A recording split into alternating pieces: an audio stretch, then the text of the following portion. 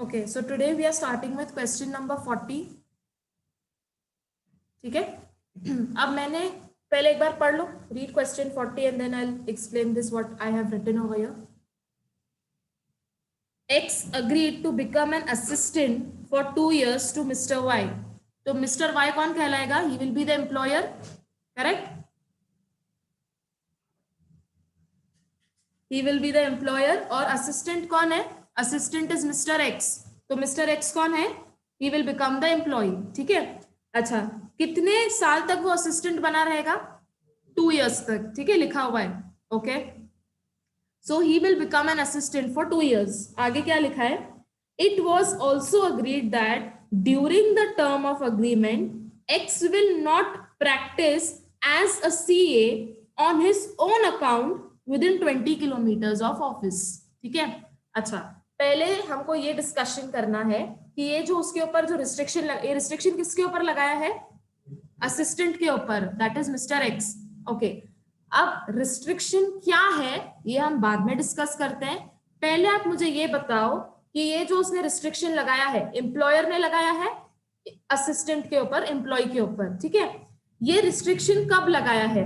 During the term लगाया है या आफ्टर टर्मिनेशन लगाया है? ड्यूरिंग द टर्म लगाया है. Everybody agrees to this? अच्छा, ठीक है. अब मुझे बताओ कि अगर कोई रिस्ट्रिक्शन है जो ड्यूरिंग द टर्म लगाया है, क्या वो वैलिड होता है या क्या वो वॉइड होता है?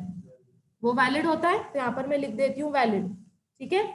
और जो रिस्ट्रिक्शन आफ्टर टर्मिनेशन के बाद लगाया जाता है वो क्या होता है? वो वॉइड होता है. तो यहाँ पर मैंने वॉइड लिख दिया. ये वाला सीन है क्या? पॉइंट बी वाला है क्या कोई सीन आफ्टर टर्मिनेशन वाला? नहीं है. ठीक है, तो ये मैंने चलो एज इट इज थोड़ा एक्सप्लेनेशन के लिए लिखा है.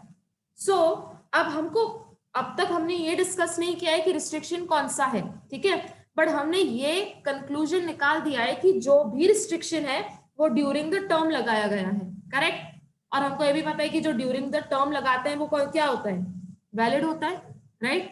Everybody agrees till here? ठीक है.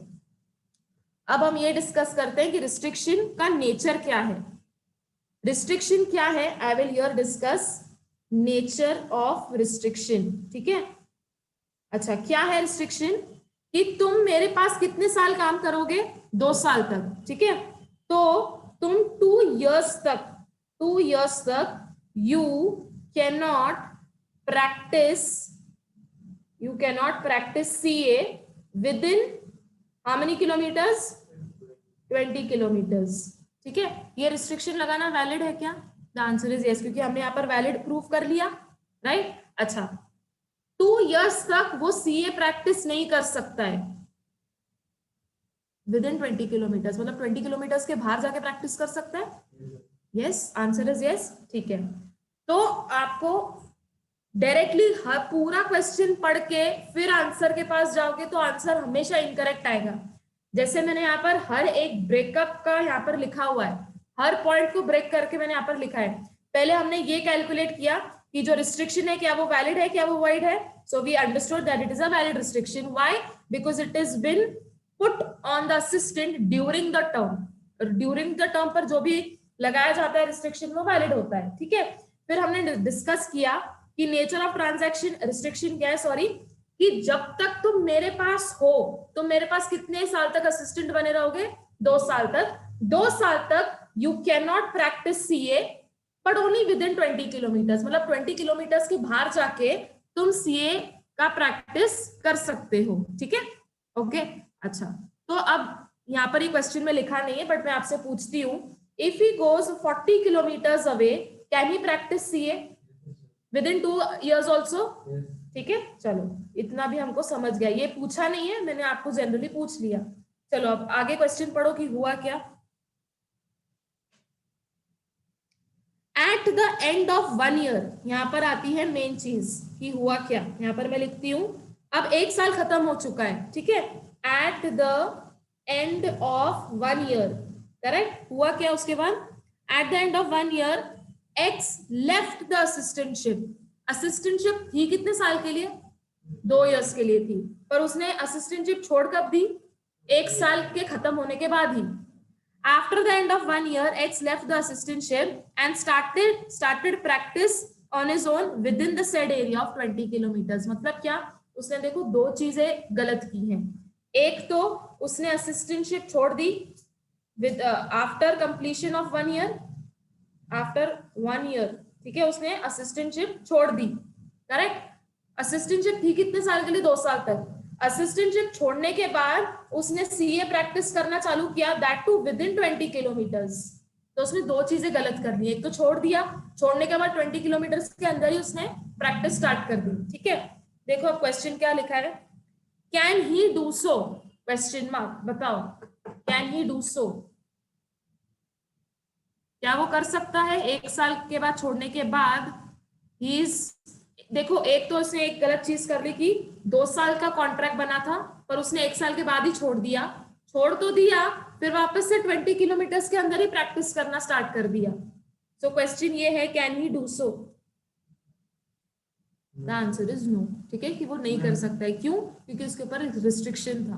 2 साल के बाद वो 20 किलोमीटर के अंदर कर सकता है, 2 साल अगर खत्म हो गए तो 2 साल के बाद विद इन 20 किलोमीटर्स भी कर सकता है, कुछ भी कर सकता है, ठीक है। रिस्ट्रिक्शन क्या था कि भाई कब तुम 2 साल तक 20 किलोमीटर्स के बाहर प्रैक्टिस करो, है ना। 2 साल के अंदर विद इन 2 years तो he can practice, but away from 20 kilometres, ठीक है। So that is the reason I have written over here the nature of restriction, ठीक है।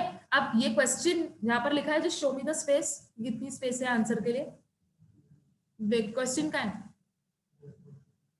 ये वाला क्वेश्चन है, ठीक है। अब मार्जिन में ना और somewhere in your notebook I want you all to write this, यहाँ इसको बोलते हैं analysis of the case. So ऐसे एनालिसिस कर करके we have come to a conclusion that he can not, ठीक है। सो समवेयर एकदम लास्ट में, नहीं तो लिख लो, जो लास्ट पेज है ना टेक्स्ट बुक का, वहां पर write down analysis of question 40, और फिर मैं आंसर बाद में डिक्टेट करती हूँ, पहले ये इतना लिख लो जल्दी से।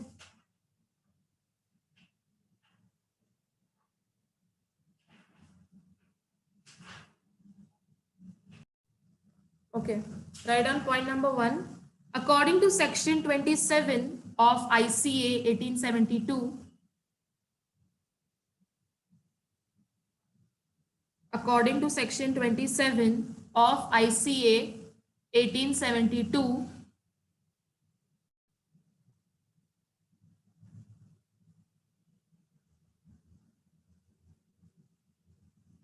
every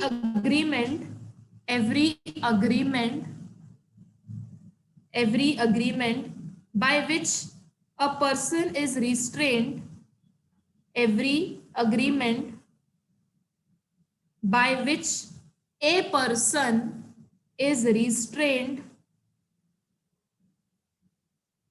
every agreement by which a person is restrained from exercising, is restrained from exercising a lawful profession, comma, a lawful profession, comma, trade or business,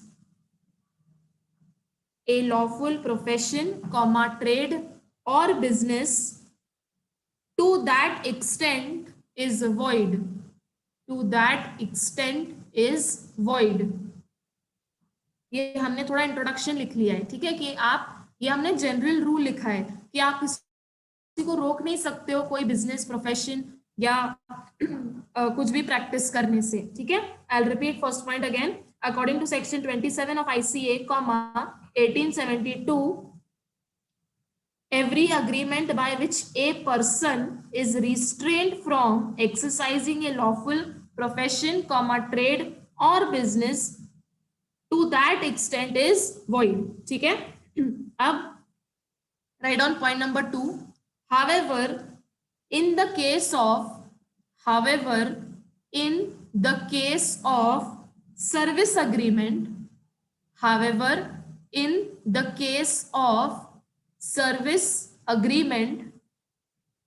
agreement को अंडरलाइन करो, however in the case of service agreement, restraint of trade is valid, restraint of trade is valid।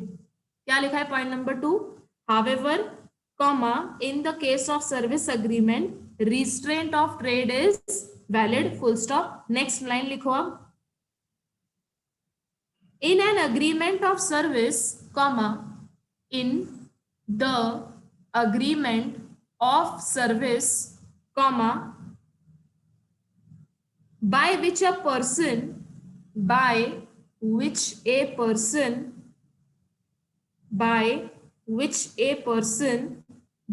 himself, binds, binds,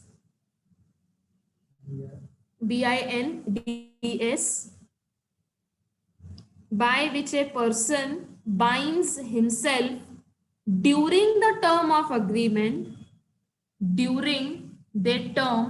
agreement, by which a person binds himself during the term of agreement, not to take service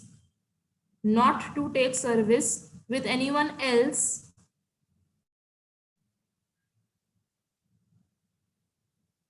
by which a person binds himself during the term of agreement not to take service with anyone else, directly or indirectly,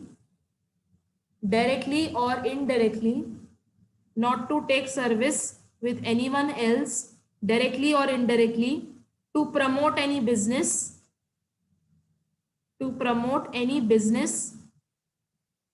indirect competition,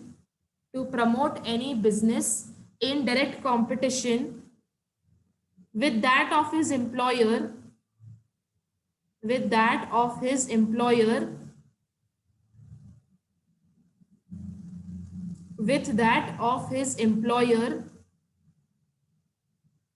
is not in restraint of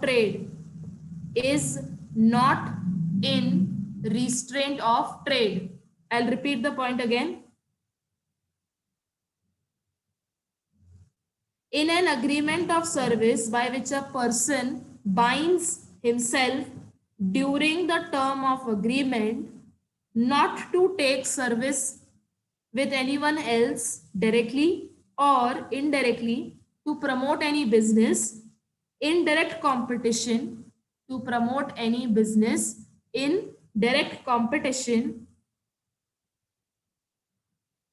with that of his employer,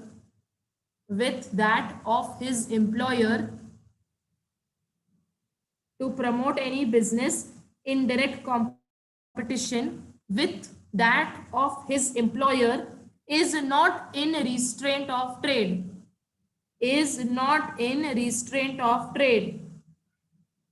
comma, is not in restraint of trade, comma, so it is a valid contract.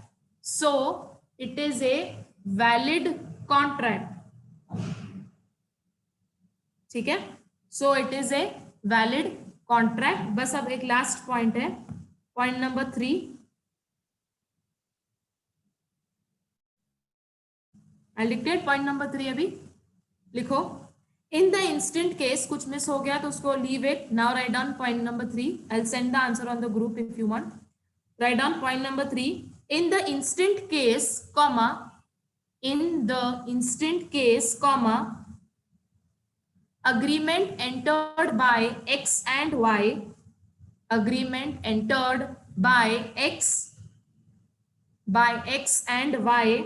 is reasonable,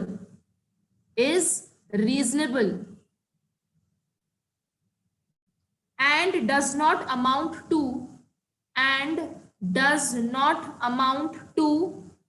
restraint of trade,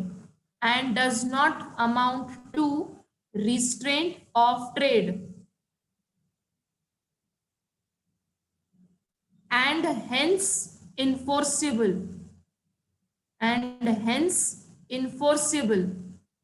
ठीक है. I am repeating the point again, 2 lines और बची हुई हैं. In the instant case, comma, agreement entered by X and Y is reasonable and do not amount to restraint of trade, ठीक है, and hence enforceable.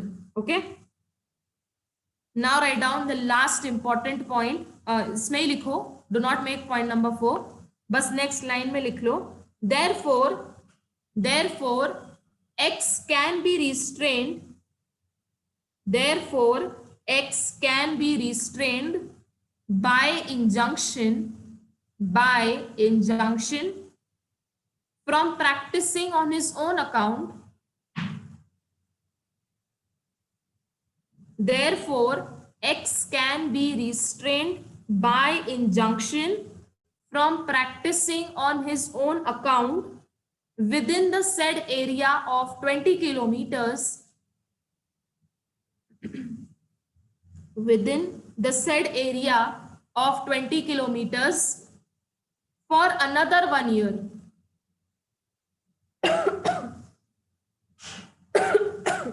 For another 1 year. Therefore, X can be restrained by an injunction from practicing on his own account within the said area of 20 kilometers for another 1 year. ठीक है, देखो 1 साल तो उसने निकाल दिया था यहाँ पर, करेक्ट। अब क्या बोल रहे हैं, लास्ट में हमने कंक्लूजन क्या डिराइव किया कि 1 और साल तक तुम 20 किलोमीटर्स के अंदर प्रैक्टिस नहीं कर सकते हो। ठीक है, 1 साल तक तुमको रुकना ही पड़ेगा क्योंकि ये जो रिस्ट्रिक्शन डाला था वो वैलिड था। ठीक है,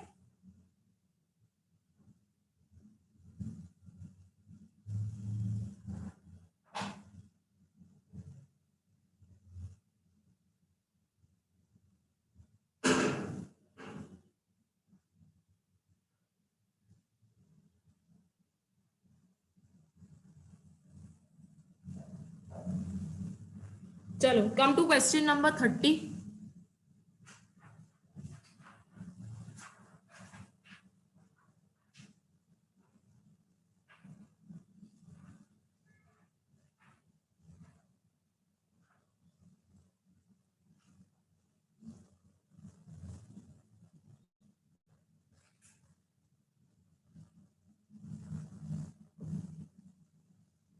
अच्छा, उसके पहले ना साइड में कम टू दिस नोट्स का सेल ऑफ गुडविल, जो फर्स्ट पॉइंट था ना, sale of goodwill, partners agreement,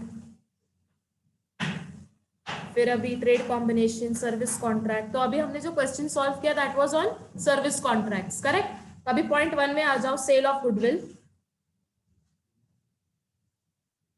ठीक है, चलो एक छोटा सा वापस से रिविजन कर लेते हैं। इसमें मैंने आपको क्या बताया था, वो चितले का एग्जाम्पल लिया था हमने, correct. So I will say Chitale, correct. और यहाँ पर इसने अपना गुडविल बेचा था, चितले ने, करेक्ट। किसको बेचा था, एबीसी को। सो चितले कौन बन जाता है, सेलर, करेक्ट। और एबीसी कौन बन जाएगा, बायर। ओके, अब मैंने आपको हमेशा से कहा है कि जब ये सेलर और बायर आ जाता है तो रिस्ट्रिक्शंस हमेशा किस पर होते हैं, सेलर पर होते हैं, correct. So restrictions are always on the seller, they are not on the buyer. तो सेलर के ऊपर रिस्ट्रिक्शंस क्या थे, that seller can not carry on a similar business. ठीक है, अच्छा, but within specified local limits. ये important है, पॉइंट 1 में जो मैंने अंडरलाइन किया है, similar business within specified local limits. आपको याद है क्या, मैंने आपको कहा था कल ही कि ये जो चितले है, अब देखो, अब बिजनेस कौन करेगा, अब बिजनेस तो एबीसी करेगा। हर पैकेट पे एबीसी का नाम लिखा होगा, चितले का नाम लिखा होगा क्या, नहीं। Also Chitale can not start a similar business, ठीक है, क्योंकि फिर मतलब ही क्या हुआ, वो भी कर रहा है, तुम भी कर रहे हो। ठीक है, it can not start a similar business but with in said kilometres.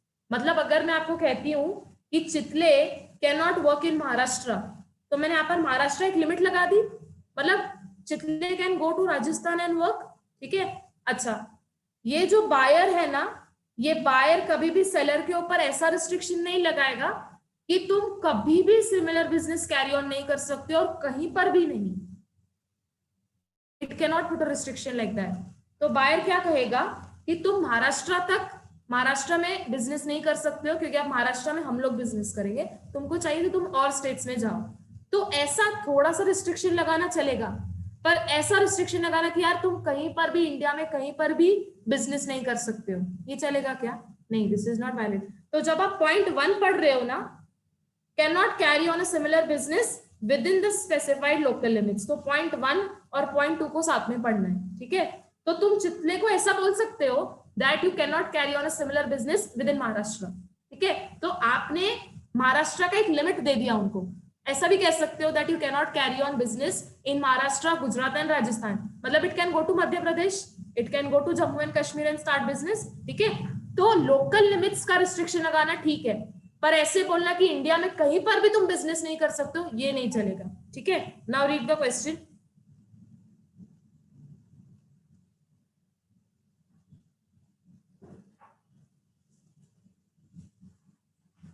Question number 30,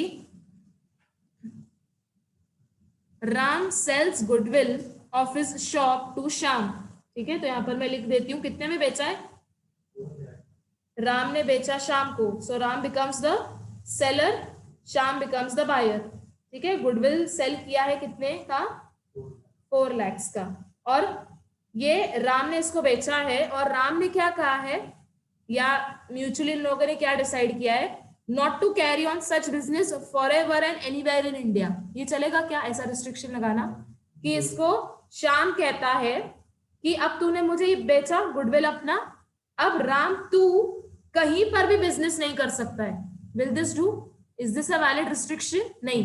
अगर श्याम उसको ऐसा कहता that you can not carry on a similar business in Maharashtra, ऐसा चलता? चलता, क्योंकि आपने लिमिट डिस्क्राइब कर ली। तो यहाँ पर जो हमने पॉइंट पढ़ा है ऊपर, cannot carry on a similar business within the said local limits, तो अगर आप रिस्ट्रिक्शन लगा रहे हो उसके साथ साथ लोकल लिमिट भी दे दो, ठीक है। यहाँ पर लिमिट दी है क्या इन्होंने? नहीं, एनीवेयर इन इंडिया, कहीं पर भी तुम बिजनेस नहीं कर सकते हो, ऐसा चलेगा क्या ऐसा restriction? The answer is no. So if I ask you is this restriction valid, क्या होगा आपका आंसर? ये वाला रिस्ट्रिक्शन वैलिड है क्या? लिखो आंसर। देखो अब यहाँ पर ऐसा मत सोचना कि यहाँ पर तो राम ने खुद से होकर ही प्रॉमिस किया है, ठीक है। देखो क्या लिखा है, Ram sells the goodwill and promises not to carry on such contract. तो यहाँ पर अगर राम खुद से ही बोल रहा है ना कि हाँ ठीक है मैं इंडिया में कहीं पर भी बिजनेस नहीं करूंगा, तो भी वो वैलिड नहीं है। तो do not fall for such words कि भाई यहाँ पर तो राम ही बोल रहा है खुद से, यहाँ पर तो राम कोई प्रॉब्लम नहीं है, ठीक है। रिस्ट्रिक्शन वॉइड ही कहलाएगा, फिर वो खुद से ही क्यों ना बोले, ठीक है। आपको आंसर में रिस्ट्रिक्शन वैलिड है या वॉइड है ये लिखना है, ये नहीं सोचना है कि यार वो तो खुद से ही बोल रहा है बेचारा, तो तुम क्यों वो रिस्ट्रिक्शन को वॉइड वॉइड कह रहे हो। रिस्ट्रिक्शन इज वॉइड, फिर भले वो म्यूचुअल हो या राम खुद से कहे या श्याम उसके ऊपर थोपे, रिस्ट्रिक्शन वॉइड ही कहलाएगा, ठीक है। Write down the answer. ये एक ही पैराग्राफ है, there are no points in this. Write down, the agreement is void, the agreement is void, full stop. According to section 27 of ICA, according to section 27 of ICA, 1872, an agreement in restraint of trade, an agreement in restraint of trade is void. An agreement in restraint of trade is void.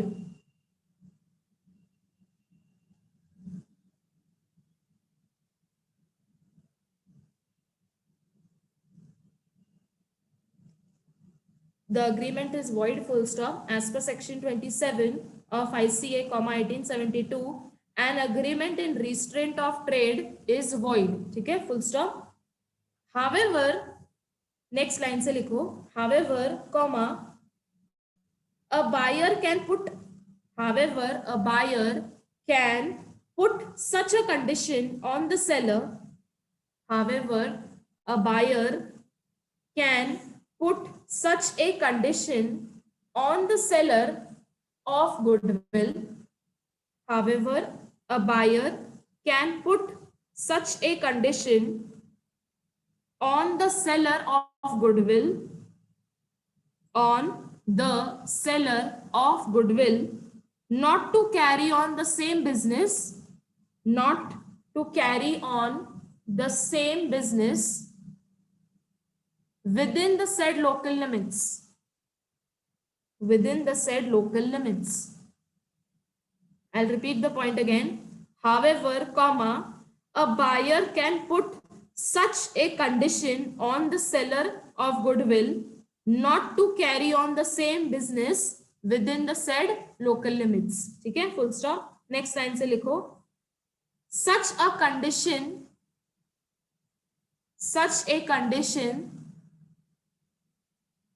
can be a reasonable one. Can be a reasonable one. Such a condition can be a reasonable one.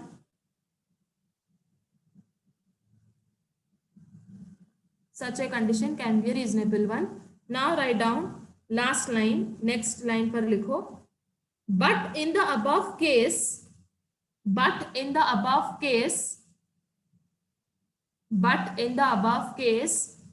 no local limits are specified. No local limits are specified. No local limits are specified. Hence, the condition is unreasonable. In the above case, no local limits are specified. No local limits are specified. Hence, the condition is unreasonable. Hence, the condition is unreasonable one. ठीक है, तो यहाँ पर जो उसने condition डाला है that you cannot carry on such a business forever and anywhere in India, this is a void condition. ठीक है, अगर आप रिस्ट्रिक्शन डाल रहे हो तो ऐसे बोल दो कि भाई with in Maharashtra and Gujarat, Rajasthan. ठीक है, तो आपको एक लोकल लिमिट स्पेसिफाई करनी है. ठीक है, यहाँ पर लोकल लिमिट स्पेसिफाइड है क्या? नहीं है, इसलिए कंडीशन क्या है? Unreasonable one. ठीक है, so these are two questions of today. Now come to the last concept, wagering agreements. एक और हमारा point 9 बचा हुआ है, wagering agreements. सेक्शन नंबर क्या है? 30. ठीक है, ओके. अच्छा, मैंने आपको एक छोटा सा इंट्रोडक्शन दिया है क्या वेजरिंग अग्रीमेंट्स का पहले ही. क्या होते हैं वेजरिंग अग्रीमेंट्स? एक तो ये सारे वेजरिंग अग्रीमेंट्स क्या होते हैं? वॉइड होते हैं. और कुछ स्टेट्स में क्या होते हैं? इलीगल माने गए हैं. कौन से स्टेट्स है वो? Which are those states where wagering agreement is considered to be illegal? बताओ. It is what? Correct. Maharashtra and Gujarat. लिख लो ये. महाराष्ट्र और गुजरात में वेजरिंग अग्रीमेंट्स को इलीगल माना गया है और बाकी स्टेट्स में वॉइड है. Right? So the two states where wagering agreements are considered to be illegal are Maharashtra and Gujarat.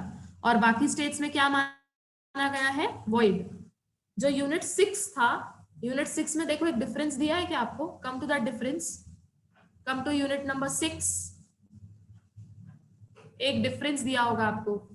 Contingent contract and wagering agreement है क्या? उसमें एक पॉइंट में लिखा है क्या कि contingent contracts are valid और wagering agreements के पॉइंट में कॉलम में क्या दिया है? It is void and it is illegal in some states. Some states में आपने लिखा है क्या खुद से? महाराष्ट्र एंड गुजरात. मैंने आपको डिक्टेट किया था, ये लिख लो चाहिए तो.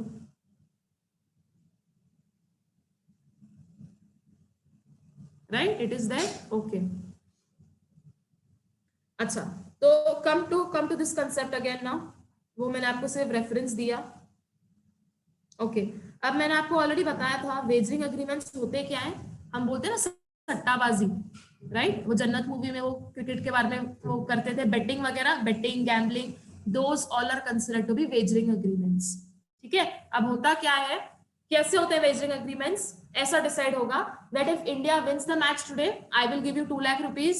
If it does not win, you will give me 2 lakh rupees. ठीक है, यहाँ पर वेजरिंग अग्रीमेंट में can I say that reciprocal promises होते हैं. मतलब क्या? अगर इंडिया मैच जीती तो मैं दूंगी पैसे, अगर इंडिया मैच नहीं जीती तो तुम मुझे पैसे दोगे. तो हम दोनों ने एक दूसरे से प्रॉमिस किया है. Correct? And what is the definition of reciprocal promises? Where both parties promise each other. ठीक है, so I will write here कि वेजरिंग अग्रीमेंट्स में हमेशा रेसिप्रोकल प्रोमिसेस होते हैं. ठीक है, रेसिप्रोकल प्रोमिसेस मतलब क्या? Those promises where both the parties make to each other. ठीक है, कि इंडिया मैच जीती तो तुम दोगे मुझे पैसे, इंडिया मैच हारी तो मैं तुमको पैसे दूंगी. ठीक है, वाइस वर्सा. ओके, अच्छा, अब इंडिया का मैच जीतना सर्टेन है क्या? पता है क्या हमको कि मैच जीतेगी ही नहीं? सो कैन आई से कि जो इवेंट है वो अनसर्टेन है. करेक्ट? हो भी सकता है, नहीं भी हो सकता है. So it depends upon the happening and not happening of an uncertain event. India का मैच जीतना फिक्स्ड है क्या? नहीं। तो हम कहना है I have derived a conclusion कि जो इवेंट है वो क्या है? अनसर्टेन है। ठीक है, हो भी सकता है, नहीं भी हो सकता है। ठीक है, अच्छा, when I flip the coin, do I know कि हेड्स ही आएगा, डू आई नो कि टेल्स ही आएगा? नहीं पता है ना मुझे। तो ये कॉइन का फ्लिप करना ये भी अनसर्टेन इवेंट है। करेक्ट। चलो लेट अस रीड यहाँ पर क्या क्या पॉइंट्स दिए हैं। जितना मैं मार्क कर रही हूँ आपको उतना ही लर्न करना है। ठीक है, okay, come to section number 30. A wagering agreement is the one where one party promises to pay money to the other on the happening or non-happening of some uncertain event. Underline कर लो, uncertain event. In the consideration for the other party's promise to pay if the event happens or does not happen. ये वापस से last 2 points repetition है, पर ये आपको लिखना पड़ेगा क्योंकि सेक्शन 30 में दिया हुआ है। अच्छा चलो, अब मैं आपको एक क्वेश्चन पूछ रही हूं, थिंक एंड टेल मी। अब हम दोनों के बीच में ऐसा अग्रीमेंट बना है कि if India wins I will pay you how much? 2 lakh rupees. ठीक है, ये लिखा हुआ है। अब इंडिया मैच जीत गई तो पैसे कौन किसको देगा? मैं दूंगी तुमको। ठीक है, पर मैं तुमको नहीं देती हूँ, तो मुझे कोर्ट लेके चलोगे क्या? क्यों? एग्जैक्टली। ठीक है, पढ़ो। हाँ क्या? तो वो तो वही तो पॉइंट है ना, नहीं देंगे वो नहीं है। तुम कोर्ट लेके जा सकते हो क्या मुझको? सो क्या ये अग्रीमेंट जो बना है ये इन्फोर्सिबल है क्या? So it is what? Unenforceable. Correct. Now read the second para जो यहाँ पर दिया हुआ है। एक तो ये वॉइड कहलाएंगे। Correct. And no suit shall be brought for recovering anything. इसको अंडरलाइन करो। आप मेरे ऊपर केस कर सकते हो क्या? तो इसलिए क्या लिखा है? No suit shall be brought for recovering anything alleged to one.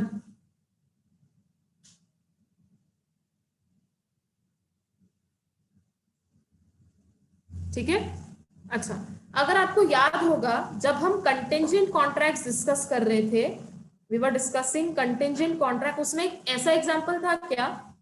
If it rains today I will pay you 500 rupees. ऐसा था क्या एक एग्जांपल जब हम कंटिंजेंट कॉन्ट्रैक्ट्स पढ़ रहे थे? कंटिंजेंट कॉन्ट्रैक्ट्स कहां पर है? यूनिट 6 में। Come to unit 6। चलो करो थोड़ी मेहनत।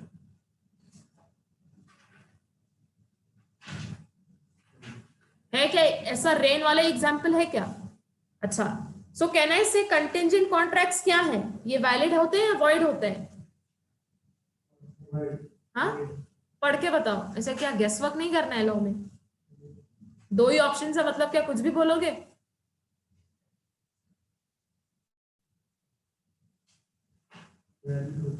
दे आर वैलिड। करेक्ट। अगर मैं प्योरली कंटिंजेंट कॉन्ट्रैक्ट्स की बात कर रही हूँ, दे आर वैलिड। ठीक है, अब मेरा आपसे दूसरा क्वेश्चन ये है कि ये एक वैलिड कॉन्ट्रैक्ट है। ठीक है, इसमें बताओ प्रॉमिस एक पार्टी ने किया है या दोनों पार्टीज ने किया है?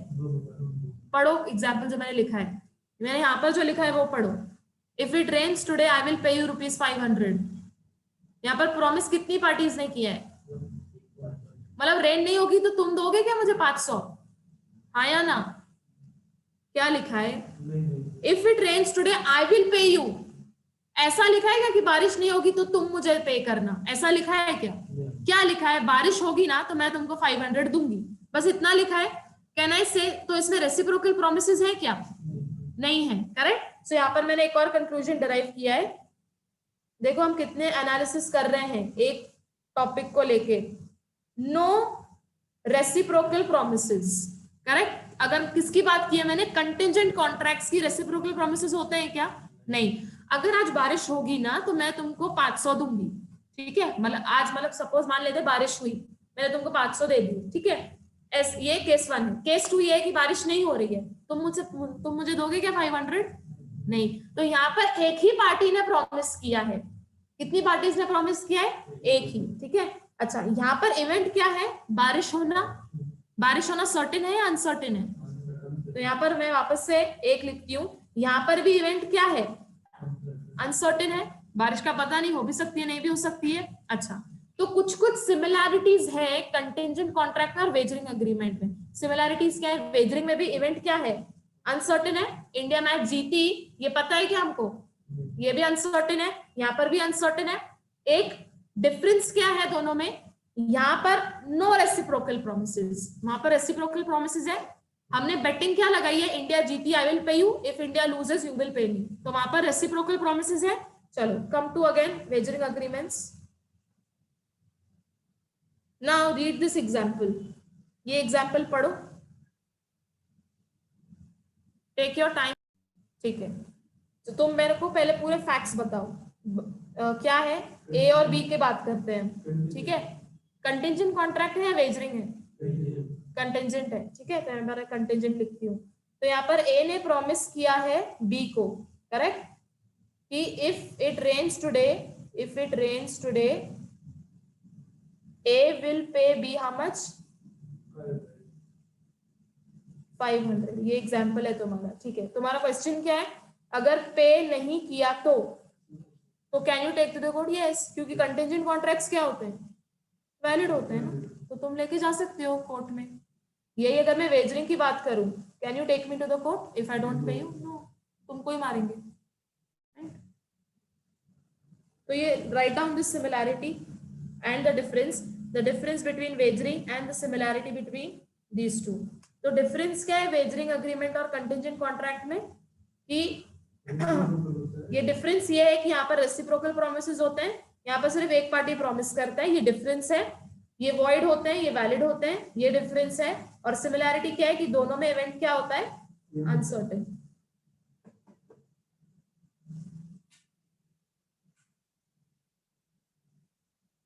ठीक है,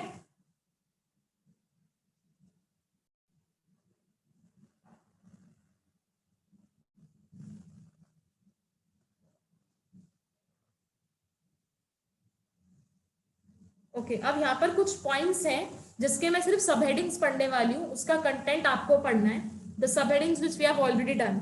देखो नेक्स्ट एग्जाम्पल के नीचे क्या लिखा है, एसेंशियल्स, मैं सिर्फ सब हेडिंग पढ़ रही हूँ। प्रॉमिस टू पे मनी होता है वेजरिंग में, अगर मैच जीती तो मैं तुमको दूंगी, तो पैसे तो है, ठीक है। नेक्स्ट पॉइंट देखो, अनसर्टेन इवेंट होता है, मैच जीतना सर्टेन है क्या, नहीं। Each party must stand to win और लूज, या तो मैं जीतूंगी और तुम हारोगे, या तो तुम जीतोगे मैं हारूंगी, तो विन और लूज है दोनों में, ठीक है। No control over the event, अगर इवेंट अनसर्टेन है तो तुम कंट्रोल कर सकते हो क्या, बारिश, हाँ, कंट्रोल होगा तो उसको तुम इसमें मानोगे ही नहीं, तो इवेंट हमेशा, कंट्रोल क्या होता है ये पूछ रहे हो, क्या होते तो कोई तो जीतता है ना मैच, ड्रॉ, वो बोलते हैं, मेरे को भी आता है उतना क्रिकेट, तो उसके बाद भी there is some extra overs दिए जाते हैं ना, एक्स्ट्रा, ये कुछ होता ही नहीं है, तो फिर कोई किसको पैसे नहीं देगा, सिंपल, ठीक है। बट वो थोड़ा एक्सेप्शन की बात कर रहे हो तो, अच्छा। और लास्ट पॉइंट क्या दिया है, no other interest in the event, मतलब क्या, आपको जीतने से मतलब है, आपको और कुछ से मतलब नहीं है। देखो अगर मैं कहती हूँ आज अगर बारिश होगी आई विल पे यू, बारिश नहीं होगी तो तुम मुझे पे करना, ये यहाँ पर रेसिप्रोकल प्रोमिसेस है, तो ये क्या बन गया, वेजरिंग। अब मुझे एज सच बारिश में इंटरेस्ट है क्या, नहीं, मुझे क्या लग रहा है कि बस बारिश हो और मैं जीत जाऊं, राइट। तो मुझे एज सच बारिश में कोई इंटरेस्ट है क्या, कि मैं बारिश हो तो मैं जाऊं घूमने, नहीं, मुझे बारिश हो पर मैं जीत जाऊं, मुझे इसमें इंटरेस्ट है। सो क्या लिखा है, no other interest in the event, event मतलब अगर मैं इवेंट में की बात करती हूँ रेन्स की, यहाँ पर रेन्स भी क्या है, अनसर्टेन है, so as such I don't have interest in the rains, but why am I waiting it to rain so that I win, right. So these are all the essentials of wagering agreement, कर लो इसको, important, ये आ सकता है, yes it has come also.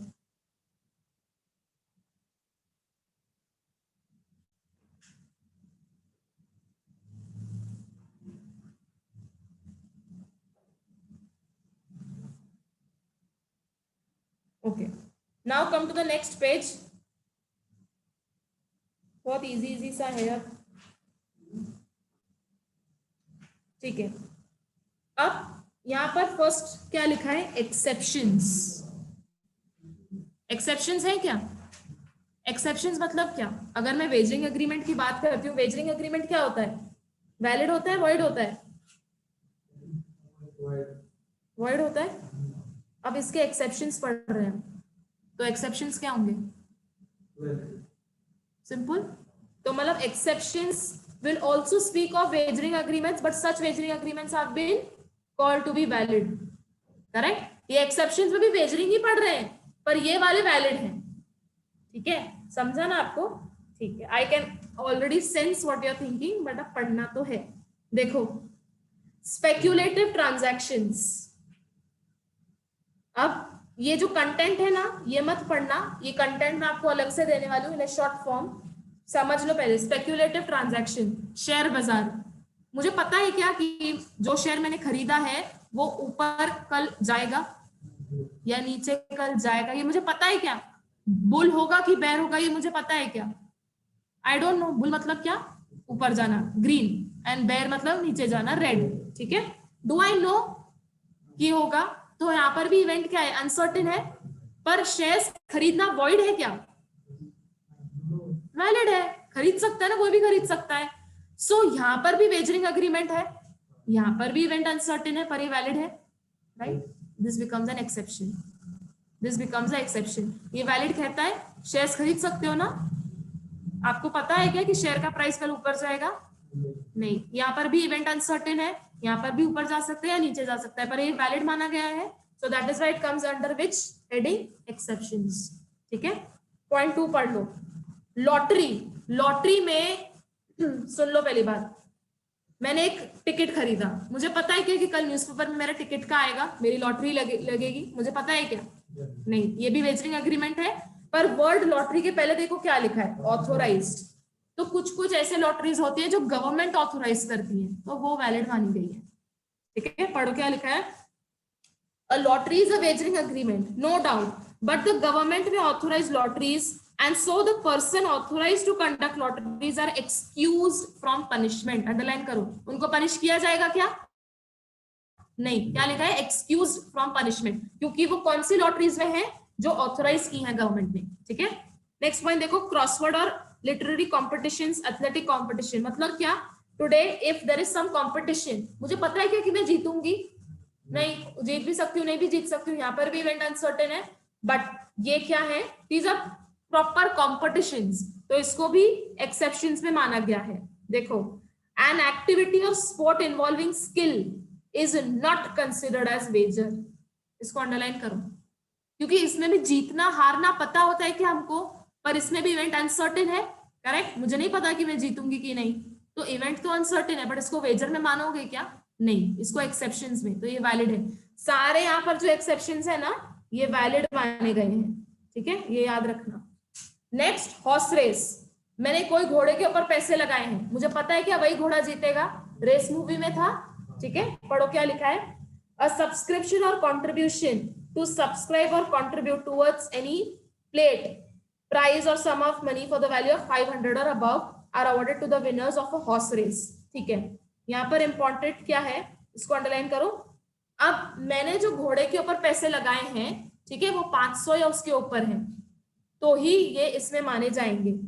So if I have contributed 400 rupees, तो उसको wagering में मानेंगे। अगर 500 से ऊपर है तो उसको आप एक्सेप्शन में मानोगे, और एक्सेप्शंस के सारे पॉइंट्स कैसे होते हैं? वैलिड होते हैं। तो यहाँ पर जो 500 और अबव लिखा है, 500 अवॉर्डेड टू द विनर्स, इसको वैलिड माना गया है, तो इसको अंडरलाइन करो, 500 और अबव। तो मतलब आपने जो पैसे लगाए हैं या जीतने के बाद आपको जो पैसे मिलेंगे वो 500 के ऊपर है। ठीक है, तो ही वो वैलिड माने गए हैं। 500 के नीचे है तो वो वॉइड माने गए हैं। ठीक है, अच्छा, so these are the simple 4 points. Now come to the 5th point which is सबसे इंपॉर्टेंट, और इसके ऊपर अभी दिसंबर में क्वेश्चन आ चुका है, मैं आपको क्वेश्चन भी दिखाऊंगी। Contract of insurance. ओके, अब the main difference between insurance contracts and wagering agreements are as follows. देखो, in insurance the assured has insurable interest in the subject matter in wagering agreement there is no such interest. अब सुनो, यहाँ पर एक ऊपर point था क्या, point 4 देखो, एसेंशियल्स ऑफ वेजरिंग अग्रीमेंट में यहाँ पर मैंने आपको ये दिखाया, no other interest in the event, right. ये मैंने आपको, इसका मैंने आपको एक्सप्लेनेशन क्या दिया, मुझे एज सच बारिश में कोई इंटरेस्ट है क्या, नहीं। बट अगर मैं इंश्योरेंस की बात करती हूँ, मैंने सपोज कोई व्हीकल इंश्योरेंस लिया है, तो मुझे अपनी व्हीकल में तो है इंटरेस्ट कि मेरी व्हीकल सही रहे, so that it can it has a longer period, कि वो और उसका एक्सपायरी डेट ज्यादा जल्दी ना हो, राइट, या कोई एक्सीडेंट ना हो। सो कैन आई से कि जब मैं इंश्योरेंस की बात करती हूँ और मैंने सपोजिटली व्हीकल इंश्योरेंस किया, तो मुझे अपने व्हीकल में इंटरेस्ट है, पर मुझे बारिश में इंटरेस्ट है क्या, नहीं। So this becomes one of the major difference between insurance contracts and wagering contracts. Wagering agreement में जो इवेंट है, इवेंट क्या है, बारिश होना, उसमें मुझे ऐसा कोई इंटरेस्ट है क्या, नहीं। मुझे क्या लग रहा है, हो और मैं जीत जाऊं, मुझे सिर्फ जीतने में इंटरेस्ट है। पर मैं अगर इंश्योरेंस की बात कर रही हूँ, सपोज मैंने लाइफ इंश्योरेंस लिया है, तो मुझे अपनी लाइफ में तो इंटरेस्ट है ना, राइट। मैंने अगर व्हीकल इंश्योरेंस लिया है, तो मुझे अपने व्हीकल में तो इंटरेस्ट है ना, राइट। तो this is point 1 in the difference. दिसंबर के क्वेश्चन में आया था, highlight the difference between insurance contracts and wagering agreement, ठीक है। सो यहाँ पर ये है। अब मैं आज आपको ग्रुप पर एक टैबुलर फॉर्म में इन दोनों का डिफरेंस देने वाली हूँ। यहाँ पर थ्योरेटिकली लिखा है, I will give it to in your tabular form, ठीक है। पॉइंट 2 डिफरेंस पढ़ो। In insurance both the parties are interested in the protection. मतलब क्या, इंश्योरेंस कंपनी भी चाहेगी कि मेरी व्हीकल सुरक्षित रहे, राइट, क्योंकि अगर नहीं रहेगी तो पैसे तो उनको ही देने हैं। और यहाँ पर मैं भी कोशिश करूंगी कि my vehicle does not meet with an accident, या खराब ना हो जाए। तो यहाँ पर बोथ द पार्टीज, कौन कौन, मैं और इंश्योरेंस कंपनी, दोनों ही चाहेंगे कि मेरी व्हीकल सुरक्षित रहे। पर वेजरिंग अग्रीमेंट में क्या आप चाहोगे कि बारिश हो, नहीं चाहोगे, क्योंकि आपको क्या लगेगा, अगर बारिश नहीं होती है तो आपको मुझे पैसे देने पड़ेंगे, राइट। पढ़ो क्या लिखा है, but in a wagering agreement the parties are basically interested in money stake, ठीक है। तो यहाँ पर इंश्योरेंस में, इंश्योरेंस कॉन्ट्रैक्ट में दोनों पार्टीज का इंटरेस्ट किसमें है, सब्जेक्ट मैटर में। मैं भी चाहूंगी कि मेरी व्हीकल सुरक्षित रहे, इंश्योरेंस कंपनी भी चाहेगी कि इसकी व्हीकल सुरक्षित रहे। बट वेजरिंग में आप चाहोगे क्या बारिश हो, नहीं। आपको और मेरे को किससे लेना देना है, पैसों से लेना देना है, ठीक है। That is the second difference. Third देखो, a contract of insurance is a contract of indemnity. A wagering agreement, however, is not a contract of indemnity. ठीक है। अब what do you mean by the word indemnity? Protection against damages or losses. अच्छा, अगर मेरी vehicle को कुछ हो जाता है तो इंश्योरेंस कंपनी मुझे भर के देगी, करेक्ट, क्योंकि मैंने इंश्योरेंस ही उसी चीज का करवाया है कि कल को जाके अगर मेरी व्हीकल का हैंडल, हेडलाइट या कुछ सीट वगैरह डैमेज हो जाती है या एक्सीडेंट हो जाता है तो इंश्योरेंस कंपनी मुझे भर के देगी, राइट। वेजरिंग में ऐसा कुछ है क्या सीट कि भर के देना, समथिंग, सिर्फ पैसों से लेना देना है, ठीक है। नेक्स्ट देखो, contract of insurance are beneficial to public. अब देखो, इंश्योरेंस की फैसिलिटी जो है वो पब्लिक को एक बेनिफिट करवाती है। कल को जाके अगर मैं मर जाती हूँ, my nominees will get money, तो ये बेनिफिशियल है उनके लिए। वेजरिंग में ऐसा किसी का कोई भला हो रहा है क्या, नहीं। देखो क्या लिखा है, whereas wagering agreements do not serve any useful purpose. इसको अंडरलाइन कर लो कि insurance are beneficial to the public, whereas wagering agreements do not serve any purpose. Last point देखो, contract of insurance is based on scientific calculations. मतलब क्या, मेरी अगर आज व्हीकल खराब हो जाती है तो वो इंश्योरेंस वाले देखेंगे कि कितना डैमेज हुआ है ना, कैलकुलेट करेंगे पूरे से और फिर मुझे भर के देंगे पैसे। वेजरिंग एग्रीमेंट में ऐसा कोई कैलकुलेशन होता है क्या, तो देखो क्या लिखा है, wagering agreement is just a gamble. Underline करो इसको, वेजरिंग एग्रीमेंट्स में ऐसा कोई कैलकुलेशन होता है क्या, हमने बस कह दिया इंडिया मैच जीती ना तो मैं तुझे 2 लाख दूंगी, 2 लाख कहां से आए, ये हमने कोई कैलकुलेशन किया क्या बैठ के, नहीं। तो this is basically just a gamble. But insurance में एक्चुअली तुम कैलकुलेट करते हो, तुम असेस करते हो कि कितना डैमेज हो गया है, कितना खराब हो गया है, फिर उस हिसाब से आप पैसे निकालते हो, फिर थोड़े फॉर्मूलाज होते हैं, फिर आप भर के देते हो पैसे, राइट। तो इंश्योरेंस में there is a scientific calculation, whereas this is wagering is purely a gamble, ठीक है। सो यहाँ पर कुछ 5 पॉइंट्स हैं, एग्जैक्टली ये 5 points I am going to give you a tabular form. इसको please very very important mark कर लो।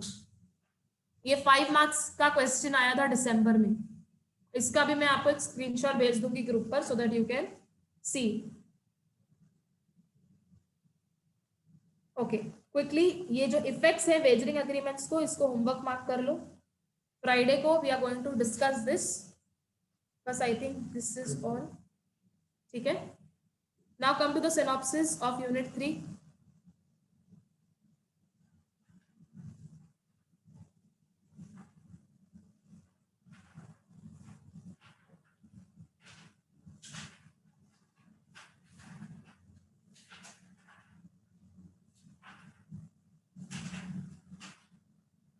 जो मैंने बॉक्स में डाला है सिर्फ उतना ही पेंडिंग है, बाकी एवरीथिंग इज डन.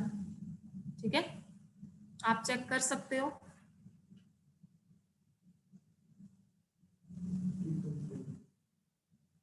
ठीक है, फ्री कंसेंट के जो 5 पॉइंट्स हैं वो पेंडिंग है, बाकी यूनिट 3 इज कंप्लीटेड. ठीक है, अब फ्राइडे को जो मैंने आपको होमवर्क दिया है इफेक्ट्स, वो हम डिस्कस कर लेंगे and we'll start with origin. ठीक है, नेक्स्ट वीक के एंड तक unit 3 will be completed which completes the entire chapter. ठीक है, चलो क्विकली टेल मी, यूनिट 5 का टेस्ट कब रखा है मैंने? 15th of Feb. ठीक है, यूनिट 5 का टेस्ट है ना. ठीक है, यूनिट 4 का लिख लो.